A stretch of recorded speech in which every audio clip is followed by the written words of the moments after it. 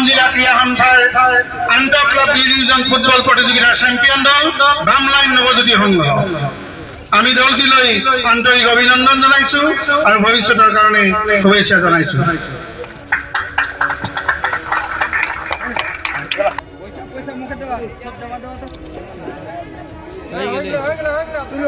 আমি তেওঁলৈ আন্তৰিক অভিনন্দন আৰু ভৱিষ্যত উজ্জ্বল কামনা কৰিছো।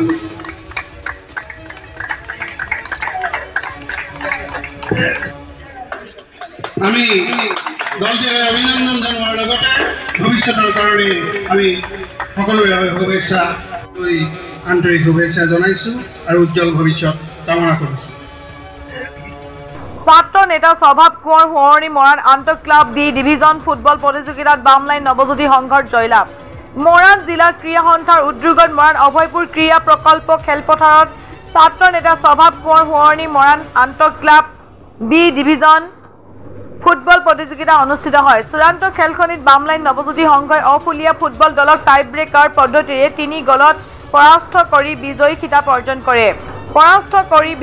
অৰ্জন কৰে। খেলৰ শেষত বঁটা বিতৰণী অনুষ্ঠানত প্ৰয়াত ছাত্ৰ নেতা স্বভাৱ কোঁৱৰৰ পৰিয়ালৰ সদস্যৰ লগতে সমাজকৰ্মী ওম প্ৰকাশ গাৰুডিয়া, প্ৰহ্লাদ টুডি আৰু বিজু বেদিয়া, AJYCPৰ কেন্দ্ৰীয় নেতা ৰঞ্জু চাংমাই, অসম ফুটবল সন্থাৰ সহকাৰী সম্পাদক সঞ্জীৱ বৰুৱা আদিকে ধৰি বহু কেইগৰাকী বিশিষ্ট ব্যক্তি উপস্থিত থাকে। মৰাণ জিলা ক্ৰীড়া সন্থাৰ A, B আৰু ইণ্টাৰ স্কুল 3খন প্ৰতিযোগিতা আমি ফুটবল প্ৰতিযোগিতা অনুষ্ঠিত কৰোঁ। তাৰে এখন অন্যতম প্ৰতিযোগিতা হৈছে স্বভাৱ কোঁৱৰ সোঁৱৰণী আন্তঃ club B division football league প্ৰতিযোগিতা।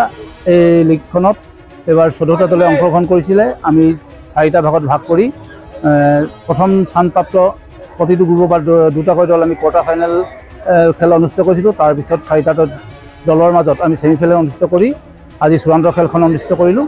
আজি খেলখনত বিজয়ী হৈছে বামলাইন নৱজ্যোতি সংঘ আৰু ৰানাৰ্ছ আপ খিতাপ অৰ্জন কৰিছে ঔফুলীয়া আৰতি যুৱ সংঘই।